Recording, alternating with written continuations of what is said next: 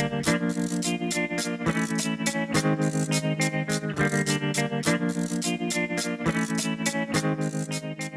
this is Michael Emery. Thanks for tuning into the Slow Baja. This podcast is powered by Tequila Fortaleza, handmade in small batches, and hands down, my favorite tequila.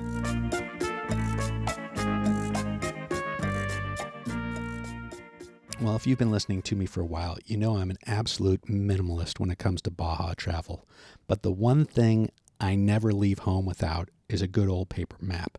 And my favorite is the beautiful, and I mean beautiful, Baja Road and Recreation Atlas by Benchmark Maps. It's an oversized 72-page book, jam-packed with details, and now you can get it from me at slowbaja.com. That's right. You can get it in the Slow Baja shop, and in fact, you better get two. One for your trip planning at home and one for your Baja rig. And if you love maps and you can't get enough of them like me, let me tell you about two sites I am absolutely obsessed with. Eastview MapLink and longitudemaps.com. Whatever you're looking for in maps, it's there. From the entire benchmark collection to Baja wall maps to custom maps, you'll find it all at longitudemaps.com or evmaplink.com. You know, I've long said it, ask your doctor if Baja's right for you. Well, if you've been hankering to get down to Slow Baja with me, you got to check out the Adventures tab at slowbaja.com. All my trips are there, from my famed fall vintage extravaganza to my winter and summer expeditions, which are open to trucks of any age. You know, on a Slow Baja expedition, your meals are always included, which really does take the sting out of camping. And when we get off the trail, let me tell you, we have the happiest of happy hours. If good dirt roads, private campsites, ranch stays, great food, and great people sounds like your kind of fun, well, you got to check out the Adventures tab at slowbaja.com. But don't delay. These trips are small, they're highly immersive, and they will sell out. And folks, just so you know, I am always here for you for your Baja trip planning questions. One question, 100 questions. The easy way to get me is slowbaja.com/contact. And if you'd like to go to Baja and you don't want to go by yourself, you don't have a vintage vehicle, my winter trip doesn't work out for you, I am happy to talk to you about organizing and leading a private guided tour. I've done it. I've loved it. The pictures are over there at slowbaja.com/adventures, and you can check them out. And if you've got some questions, let's talk. From the Shieldman recording booth at Slow Baja Studios, thanks for tuning in to today's Slow Baja podcast. My heaping dose of gratitude goes out to Raul and Caroline, the affable owners of Rancho La Bellota, and today's show is with Raul and Caroline at Rancho La Bellota. It's a pretty rare thing that you get to be the recipient of my heaping dose of gratitude as well as the subject of the podcast. It does happen. It only happens to the best of folks, and I'm glad to be bringing you another show with Raul and Caroline. You know, since Raul first spotted me about 4 years ago and I got a chance to come to the ranch and get to know them a little bit and record a Slow Baja conversation with them, that aired in May of 2022. So in the 3.5 years since that podcast has aired, you know, Rancho La Bellota has really become my home away from home. We've got Camp Slow Baja there now. We've got a beautiful camping area and barbecue and bathrooms. Raul does such a nice job, and that ranch is absolutely spotless. But on my last trip, the Sal Fish Slow Baja Vintage, we did horseback riding for everybody on the trip. We came straight from the border, got down there mid-morning, and everybody had a chance to ride before we sat down for lunch. And then, you know, got a chance to throw some horseshoes, sip a cold one, get a little time to set your tent up, get your camp set up before that slow roasted lamb that's been going on a spit for about 12 hours. It's just a spectacular dinner, spectacular dinner. Raul and Caroline do it so well there. Then we all just kind of sip a little tequila and sit down in the campfire and get to know each other. And I think that's something that is deep in our DNA, to sit around a campfire and talk to your your new friends, your fellow man. Be human to the humans. And it's a great getaway. I'm going to host a Slow Baja 4-day trip there. I'll tell you more about that in the coming months. But today's podcast, without further ado, my dear friends, my home away from home, Raul and Caroline at Rancho La Bellota. It's the Slow Baja podcast. I'm at my most favorite place in all of Mexico, Rancho La Bellota, with Caroline and Raul, and I can't believe I'm here. A huge group just left. They were on the VIP cattle drive. The annual cattle drive. The annual cattle drive, because this is a still legit thing. You're moving cattle from one place to another. Well, that's the fall cattle drive, which we prepare the cattle for winter with vitamins, deworming, and whatever needed. Real ranch stuff. Yeah. Well, here I am, Rancho La Bellota, Caroline and Raul. It's my second podcast with you, but I've been here 100 times, it feels like, since the first trip. And I want to say thank you again for inviting me, and thank you for making your home my home away from home. Yeah, well, thank you for coming and doing this for us. So we're going to jump right into it. I'm here pre-running for the Slow Baja Vintage, and that may have passed by the time this podcast airs. Tell the Slow Baja world what happens here at Rancho La Bellota. It's a guest ranch. Yeah, it's a guest ranch. I mean, but everything is in base of a real working ranch. I mean, we didn't build this to receive guests. We build this because it's our cattle ranch. Then we welcome visitors to experience our life, Caroline and I, so we're always here. That's why it's called guest ranch. People come here for horseback riding, hunting, quail hunting, dove hunting, and to have fun, to live the experience, And did you both have experience as riders when you met so many moons ago? Were you a horsewoman? Well, I wasn't a horsewoman, but I did have experience in riding. I've been riding since I was about 10. And then during adolescent years, I kind of left it by the wayside. And then I picked it up again when I met Raul. And Raul, did you grow up riding? Did you grow up ranching did you have that experience? I know you grew up in Ensenada, but did you have experience with cowboy stuff? Yeah. I mean, my grandpa has 2 cattle ranchos. We skipped a generation because my father didn't want to do that for a living. So he ended up selling the ranchos, but my father's younger sister, my tia Celia, married a cowboy cattleman, and that's how we went back into ranching since we were kids, I mean, of course, on summertime, Easter vacations, because during the school season, we are in Ensenada, in the city. But yeah, we always been attached to ranching, Yeah, basically, 3rd generation, yeah. Can you tell me the story of when you two met? It's a pretty funny story. When my wife and I met? When you and Caroline met? Thanks to my dog. Yeah, you were in Los Angeles, yeah? Yeah, I was Just set that up for me, because, again, we're recapping, folks. You don't need to come back and listen to the previous podcast, because we're going to cover a lot of the high points on this one, but a very funny story. Yeah, that's a good story. I was in the exporting Mexican tiles, the pavers. They were very famous in California in the 80s. The big square red tiles. Yeah, the big, uneven, rustic looking. So I had a big truck driving the material to Los Angeles. I was selling it to some tile companies. And I needed a place to leave my truck and to have a base in Los Angeles. I didn't want to rent an apartment. Living in the open spaces, I cannot be in an apartment. So I ended up renting a small section in Chatsworth, California, similar to this, with oak trees and horses, and so I felt at home, right? And a week or 2 weeks after that, Karen, It was a week. A week after that, It was a week, yeah. Yeah, Karen rent an acre on the back property for boarding stables. So that's how we actually met, and I had a very hyper blue heeler that my dog met her first. Blue heeler. No, a border collie. We have blue heelers now, so a border collie. His name was Tequila. Yeah, and he's the one who met Caroline first. Well, he's a smart dog. Yeah.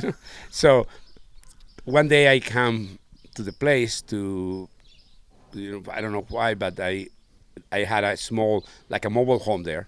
So I come back in the afternoon, and the dog was missing from my place, and it was with her. So that's how we met. Actually, I walked to get my dog right in the middle of the arena, and the rest is history. We married a year and a half later. Wow. We've been married for how many years, honey? About 38 years, going 38 39 years. in February. 39. Yeah. Wow. And horses always been part of our life. Horses, kids, and dogs. So you're back and forth from Ensenada to Los Angeles selling the tile. You've got a business, a thriving business, and you're in both places. Caroline, how did that feel to you to have a man half a life here and half a life there? Was that exciting, intriguing? It was exciting. Yes, it was adventurous, that's for sure. But I was very young, so I adapted quicker than if I were older, maybe in my late 40s or something. But I was about 22 when we moved down here. And yes, I adapted quickly, and I loved it down here. I was close to his family. We would go to the ranch. We have our house at Ensenada. And it just, life evolved, and here we are now. And so you have 2 children, Ricky and Christina, and a beautiful granddaughter. Yes. Ricardo, Cristina, and our granddaughter, Kalila. The She's little dinosaur. Yeah. Oh, she's the, how you say, the fire on the family. She keeps us moving, keep us active. She keeps everybody jumping. Yeah. So you've raised, your children are fluent in 2 cultures. Ricky's living in Southern California as a veterinarian, and Christina's living here. And I think it's a beautiful thing. I really do. Tell me about how you got to the idea of creating a guest ranch and how that idea evolved and the pitfalls. Raul? Yeah. But let me just go back a little bit about the kids. Yeah. We raise our kids to be, it's a very unique situation. Bilingual, but not just being able to speak the other language so. They speak Spanish like me, and they speak English like mama. Binational, they have both nationalities. And the most important thing, bicultural. They can be Mexicans here, they can be Americans over there. They don't have to be only one side, Yeah. So that's a beautiful thing. Our son is veterinarian, horse veterinarian in Riverside, California, Yeah, and now going back to your question about the guest ranch, this is what basically happened. In 92, 93, we went formally back into ranching, Carol and I, investing money in cattle at my uncle's ranch. And that's what we were doing. We had a good amount of cattle between my uncle, my cousin, and me. And that was our business. But because we have friends in Los Angeles area in California, Caroline's from California, from Tarzana, California specifically, we used to invite them to the ranch for the roundups. And people love it. They say, man, this is like in the movies. And that's when we start talking about, maybe we can get something out of this, Yeah. So we start doing a research. In those years, research means buying magazines or asking from brochures, not like internet right now, Right. where you get everything instantly. So we got a bunch of magazines. We got a bunch of brochures from people who were doing that, mainly in the United States. I mean, guest ranching is not so popular here. I mean, we have Rancho Melling, which is the pioneer of guest ranching in Baja. It was run by Aida Melling. Now we are several ranchos providing services, but we decide to open a guest ranch as a diversification from the cattle. So when we present the project to my uncle, And this is on his property. in Rancho La Mentada. It's 14,000 acres, something like that. Yeah, it's a bigger ranch. Beautiful. Bigger ranch, So I say, you know what, Tio? There is this business called guest ranching, where people comes here, we entertain them with what we offer and what we do. Horseback riding, pushing cattle, just giving an experience of a ranch life. And they pay for that. Then he say, who's going to pay to come to this ranch? What idiot would come and do this and pay you for that? Yeah, well, Which, I mean, we also thought about that in the beginning, you know. But he said, green light, let's do it. And I partnership with his son, my cousin, Enrique, and we create a first guest ranch here in the area. And by 97, we were very popular on the guest ranching. Mm-hmm. I mean, people were coming from mainly Southern California to experience real ranch life, right? In a cattle ranch. That's how basically was born, And at what point did you find this property, and how did that come about? Because this is, I mean, just sitting here, as we were getting ready and the rain was falling, I was just thinking, looking out, just so beautiful, this valley. You come down this valley and you see these houses, and from the top of the hill, it looks like it's 100 years ago, and then you get here and it's just so relaxing. It's astonishing how my mind checks into Rancho La Bellota mode. It's just beautiful here. Well, it's been a cattle ranch since 1938. But how we got here is because, my uncle passed away in 2002. 2001. And then we knew this is what we want to do the rest of our life. We knew that. So we started thinking, well, what should we do? And then the family made the decision to find a ranch. So we started in 2003, we started looking for a ranch. And Caroline and I, we went to see many different ranches. And we always thought, oh, this is nice, but we don't like this. Oh, this is great, but we don't like that, Mm-hmm. So we always found things, And in 2004, the son of the previous owner, we met him on the highway, told us, my dad is selling his ranch. And I know you guys are looking for a ranch. So we came immediately. I still remember the first time we came, my daughter, Christina, was with me and two of her friends. We were following this guy. His name is Jaime. When we drove into this valley, I saw all these magnificent oak trees. Yeah, beautiful. Which means water. Right. You don't have to say, where is the spring, where is the well? You see the oak trees, there is plenty of water.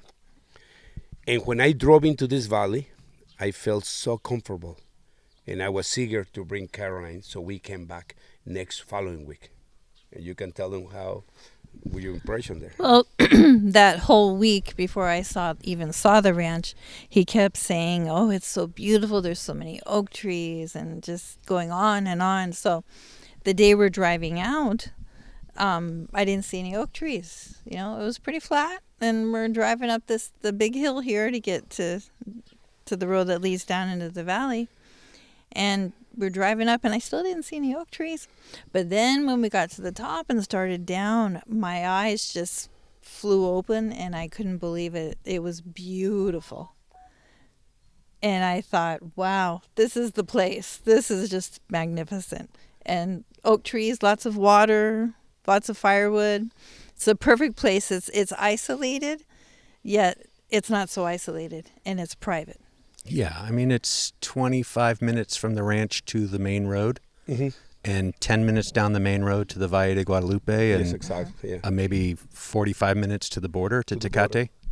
It's pretty ideally located to be that close and that far away.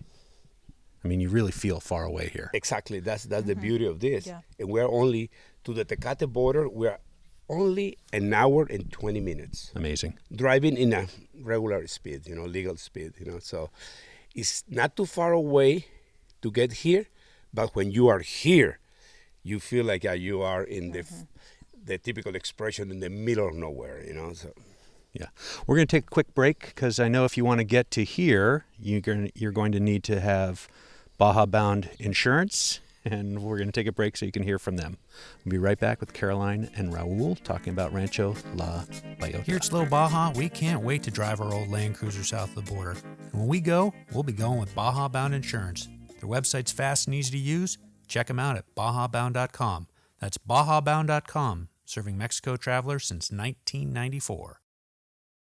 Hey, big thanks to those of you who've contributed to our Baja Baseball project. You know, we launched our gear deliveries on my winter expedition. Michael and Matthew from Barbers for Baja were along for the ride, and we got to deliver that critically needed baseball gear up and down the peninsula. It was really, truly amazing. And on my last trip, I got to go to the state baseball championships and see some of our alums playing, some recipients of the Baja baseball gear deliveries. And congratulations to Guerrero Negro and Mulegé. The Austineros and the Cardinalitos won silver and bronze at the state championships. Big stuff. And it was really fun to be there and fun to see them. All right, well, please help us continue this vital work. Make your tax-deductible donation at the Barbers for Baja. Click barbersforbaja.org.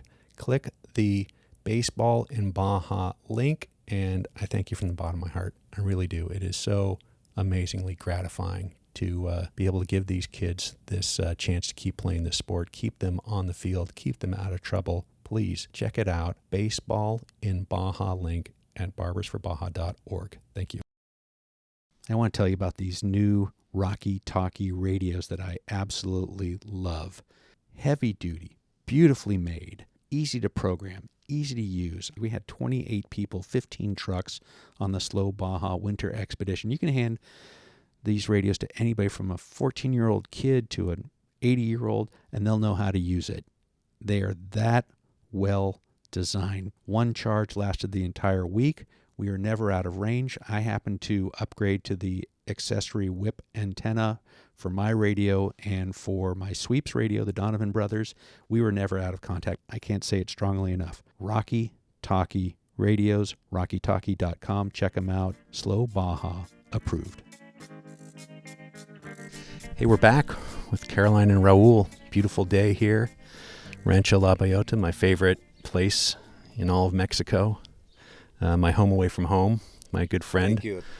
Thank you. Before the break, we were just talking about how close this is as a crow flies, but how far away it feels. What was your mindset when you started laying? Because this wasn't here when you built it. I mean, it looks like this has been here forever. Yeah. So you've created something that's looks like it's from another era, another time, 100 years ago, and you did all that by design and oversaw every part of this. You lived in the buildings behind us as you were building everything. And what was your mindset when you saw this place and you started putting bricks in place? There is a reason why everything here was built the way it is. Number one, memories of my grandpa's ranch, Rancho San Francisquito, south, close to Santo Tomas. Number two, when I was a student in junior high, Primera Street used to be the highway to the south in Ensenada. Everything was end at Primera Street in the south, right? That was on the Highway 1. Primera Street will connect you to Highway 1. So we were in a junior high called Escuela Migoni, and right next to that, it was an old hotel, which in the 70s, they used it as a base for the NORA races and all that. And they built, that hotel was built like in 1930, something like that. And they use a style where they put the bricks on top of the mortar, and they don't cut the mortar. The mortar is still hanging. They whitewash it, with lime or paint, and it just gives you a special look. So when we bought this property, I thought about, I had to build this place so it lasts longer than me. And it has to give a special feeling. So that's when we took that technique. My brother, Oscar, he's a civil engineer. He's the one who built everything around here. He brought his people. And it was so funny because Mason guys, they laid the brick and they cut the grout immediately. It's a habit. It's they a can't. habit, They can't exactly. stop it. So we keep it's telling them, one fluid don't moment. do that, leave it like that, Yeah. So they did a rancher's house first, so everybody gets trained to do that.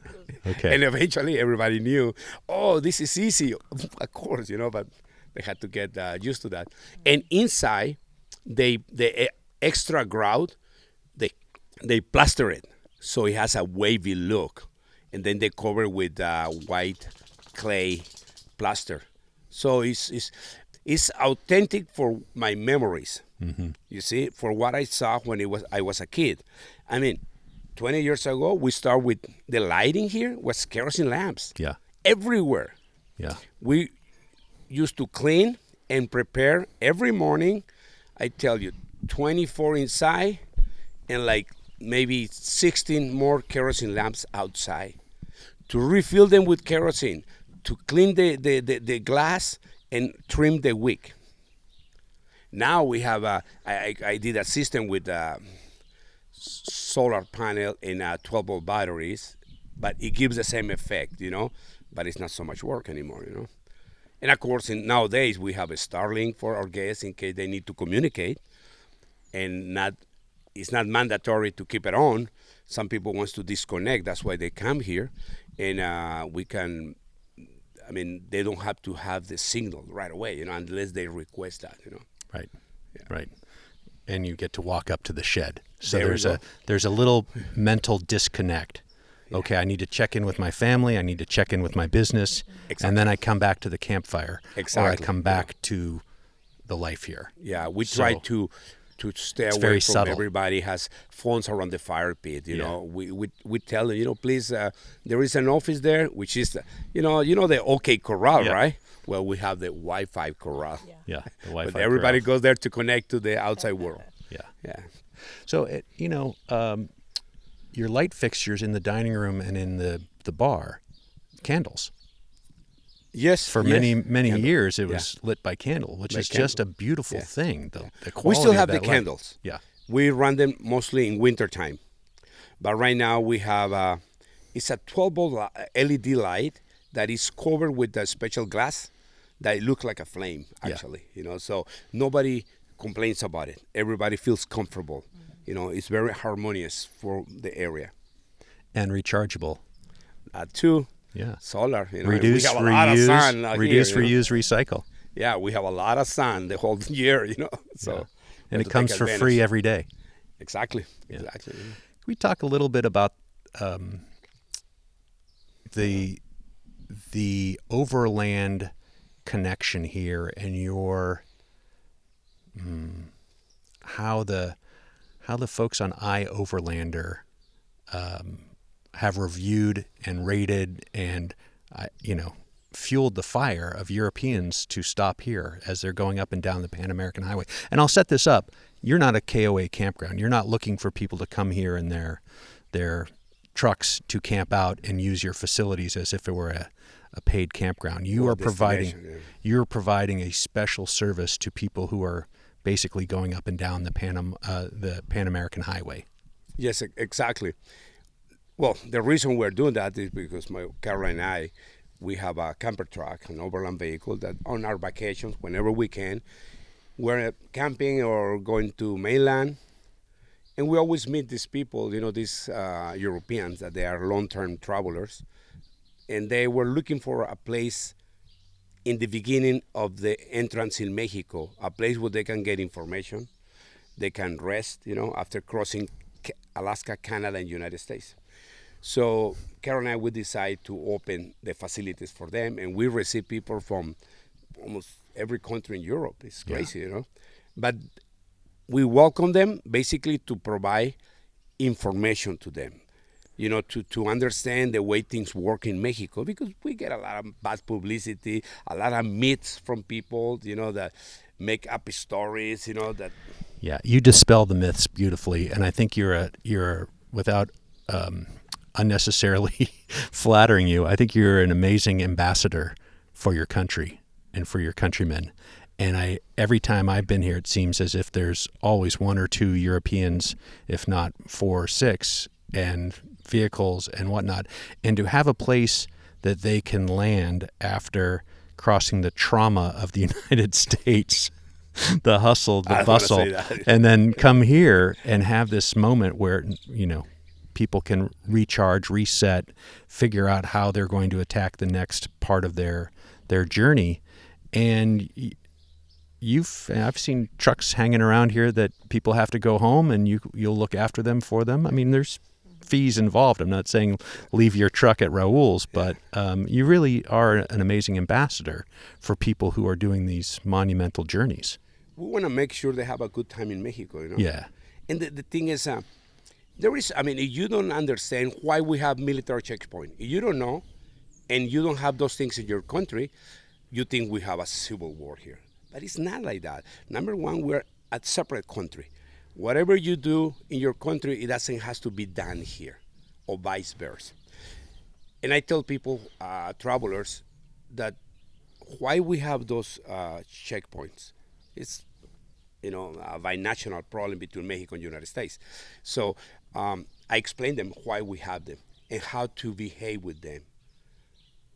I also tell them, of course, once in a while we have a crooked cop. It's no question about that. I hope we got rid of them a long time ago, but it's still working on that.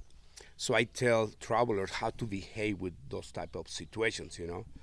Don't ever try to establish a conversation in Spanish. I always tell them, speak as fast as you can to the police, to the cop. And always have a paper with emergency phone numbers of Baja, when you are in Baja California, which is the Department of Tourism and a police department. And just show the cop, hey, I'm going to call them because I don't understand what you're saying. It is okay. If it was a legit stop, they will give you a ticket right there. Mm-hmm. And they will ask you to call the number so they can translate for you.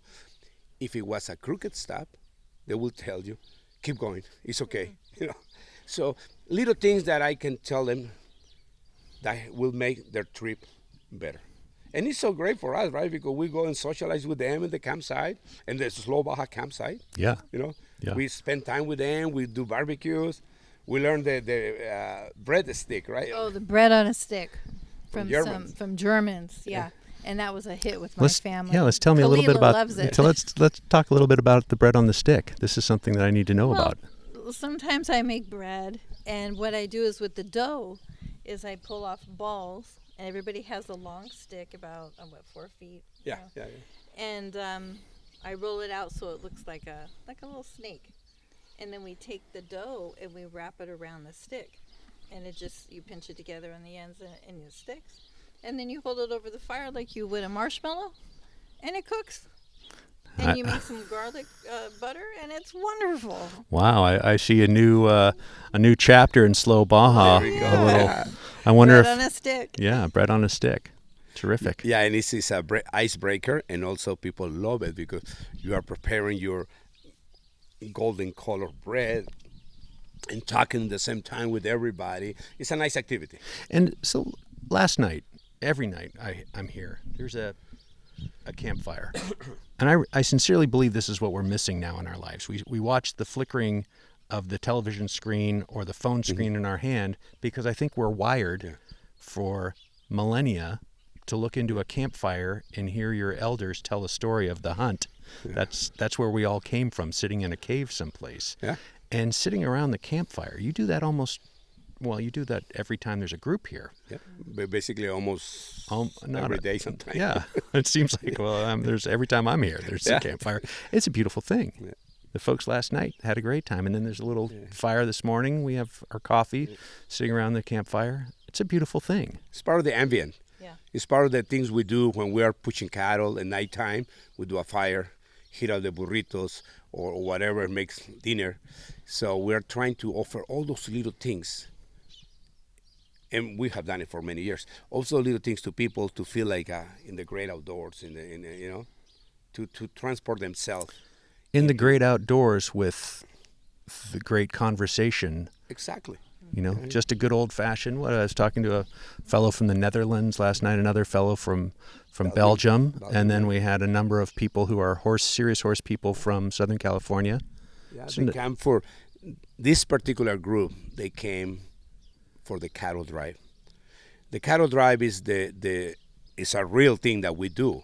It's not, we don't move cows from one corral to another one to entertain people. Yeah. No, this is a drive. And they enroll or register for the activities a year ago. Yeah, they have to test in as well. You have to be recommended by a serious horse person. Exactly. Or you have to have ridden here many, many times so that you can say, okay, I'm not I'm okay with you taking this Yeah, we difficult and risky task. Yeah, we screen people because it happens one time when we took a lady that she was asking me, "You think I can do it?" And she kind of put me between, how you say, between the knife and the wall. The rock and a hard spot. Yeah, that expression. And I start thinking, I said, what should I tell her? And that weekend we rode around here. And no means she was an expert, I knew, but she convinced me that she can do it. Oh, halfway on the drive, she regretted. And the thing is, we're in the middle of nowhere. Yeah. It's 30 miles into the mountains where we have a campsite there. And that's when we round up the cattle in order to bring it to the corrals and do the doctoring. It's not a joke. It's not a joke. It's not a joke. It's for people you have to commit. Who has experience on horses. Yeah. That they can last. The first day is 8 hours riding. The second day is like 9 hours. Say that one more time. The first day is 8 hours riding. Yeah, 8 hours.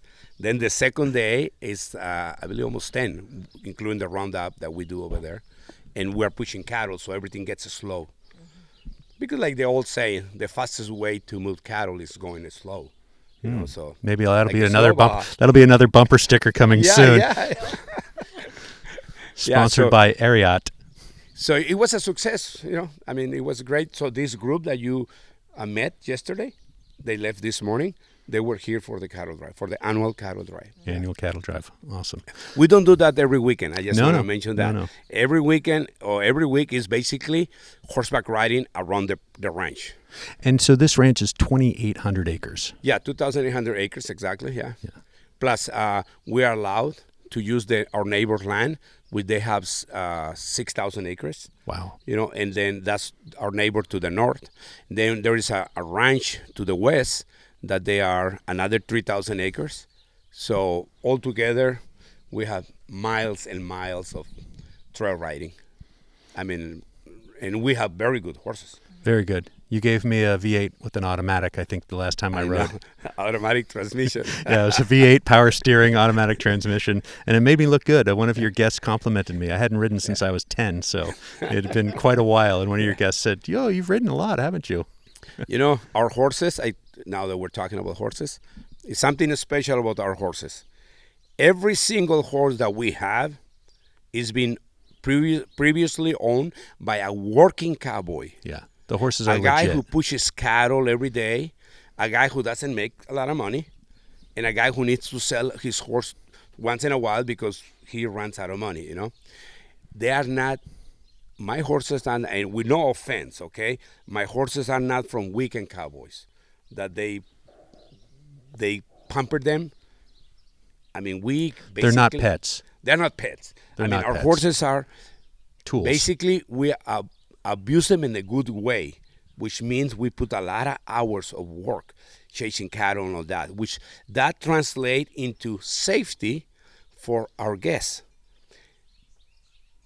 Our horses are good for a kid that never rode before or for a working cowboy that wants to chase some wild cattle. Yeah. As simple as that. And I think Caroline and Raul, I think your special gift is sizing up which person gets which horse. Exactly. Yeah. And people come back time and time again to ride their horse. Their favorite horse. And then sometimes their eye is wandering and said, "Oh, my friend is on a better horse than my horse." It happens all the time. I want to graduate. I want to graduate to that horse. How can I lobby Caroline or Raul to get onto that horse? We have a dear friend. I don't want to say her name, but as soon as we give a better horse to one of her friends, she say, "Oh, I want that one next time." Mm-hmm. Exactly. It's a little bit competitive. So I just want to touch a little bit about all the things you do here. So I know I've hunted here.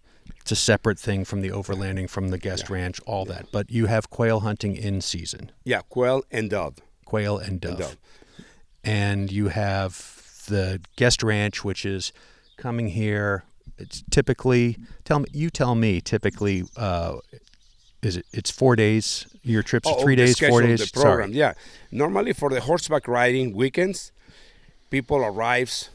There are 4 days, 3 nights. That's the regular package.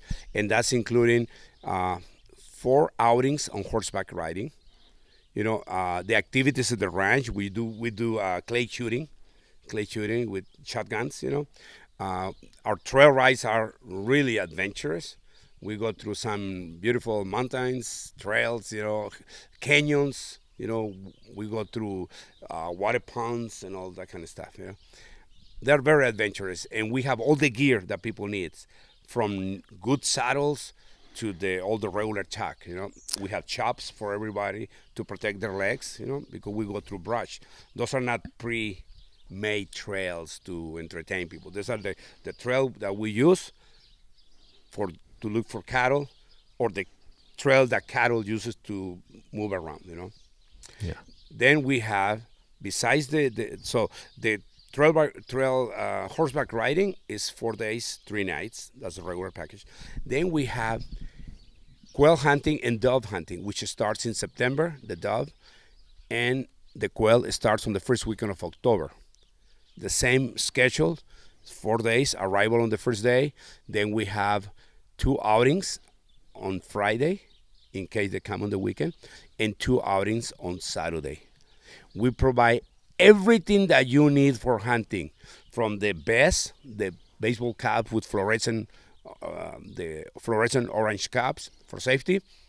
We provide the shotguns, the shells, licenses, the permits, and the tags. Everything that you need for hunting. Cleaned and cooked. And exactly, yeah. Eat them here I or hope take you them shoot home. many, because we don't buy groceries though. We can. Just kidding. Yeah, it's been very good for us. We have created a clientele that comes every year, and visit. They feel familiar with the ranch. They know the canyons. They know where the quail is. So it's just a great thing. Well, as we wrap up, what have I missed? What would you like to talk about that I've missed? Caroline, anything? No, I think you covered it all pretty well. Very good.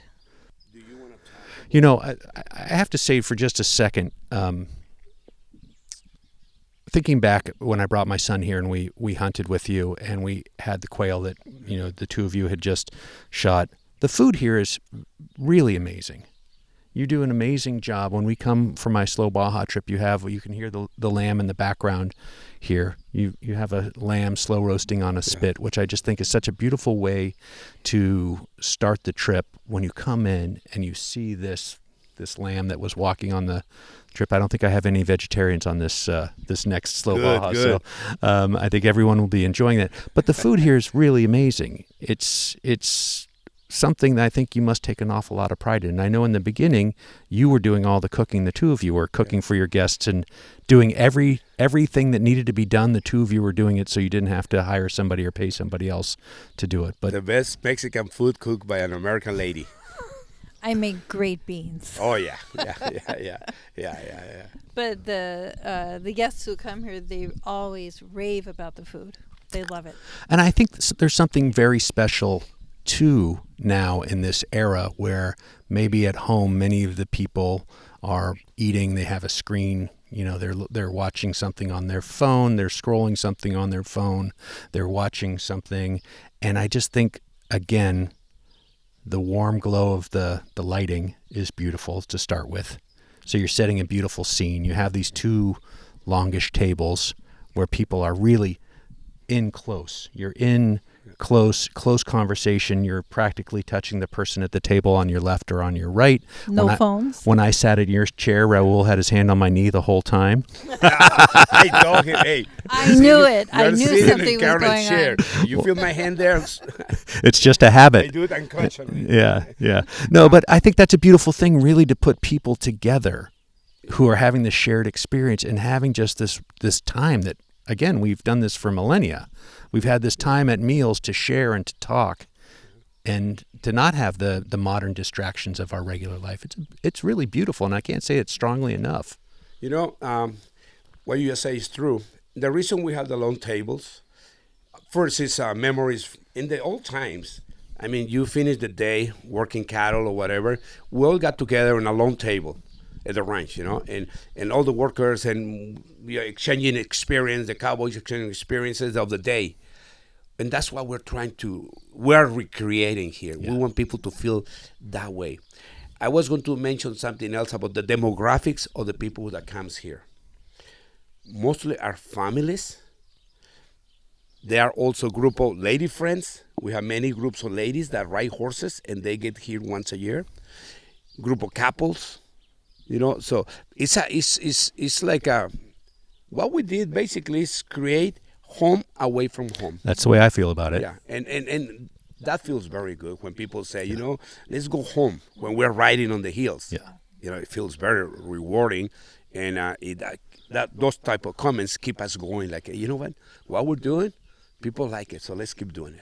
Yeah. All right. Well, I think that's a good place to end it. What's the best way for people to find out, besides me talking about it on every podcast, what is the best way for people to find out about Rancho La Bellota and contact you if they want to come and stay? In the internet, you just click Rancho La Bellota, Baja California, and boom, it shows. Because there is another Rancho La Bellota in Sonora, another Rancho La Bellota in Chihuahua, cattle ranchos. So what we did is we just put, you just click Rancho La Bellota in Baja California, and that will do it, all the information that people need. So. You're very active on Facebook and WhatsApp and iOverlanders, where all the foreigners find you. Yeah, in Overlander, it's kind of cool to see the comments. Not that our head grows, but they feel very comfortable here. Yeah. And they always tell us, thank you for the information, thank you for the time, we're ready to keep going. Yeah. We give them tools to make their journey into Mexico a little more pleasant, Right. All right. Well, Raul, Caroline, thank you for making my journey into Mexico so pleasant. You're very welcome. From that first trip when you invited me down, now you can't get rid of me. You are good. You're good. I have my Airbnb regular camper that Frank gets so excited when he turns down the dirt road and he knows where we're going now. He gets so excited, and he's got his dog friends here. And he feels comfortable, right? Yeah. Walking around here. He feels at home. Yeah, that's a good thing, He does. He feels at home. Yeah. Yeah. All right. Well, we did it. Thanks. Well, I hope you liked that conversation with Raul and Caroline. Again, I can't tell you sincerely enough how much I enjoy staying there. Take a moment, book a trip for you and your family, you and your gal, you and your pals. Ride some horses, be in nature, be in silence, throw some horseshoes, break some clays, plink a few targets, read a book, take a hike, take a nap. Man alive, that place is special. If you like what I'm doing, 170 plus podcasts now, 170 plus podcasts. Drop a taco in the tank. Support the show. Support the show like Pete and Peg. Pete and Peg came on my winter expedition this year. Lovely, lovely folks. And they just became monthly supporters. So thank you, Pete and Peg, for your support. Really does help. And I got to tell you, that's slowbaja.com/donations. You can drop a taco in the tank. You can slide a tray of tacos in the tank. Or you can support Slow Baja monthly, which really is appreciated and is much needed. And I got to tell you, if you don't have any tacos, I get it. I'm going to let you off the hook if you do me this solid. Go to Apple or go to Spotify, drop a 5-star review, tell people why you listen to Slow Baja. That's supposed to help, and I will take any help that I can get.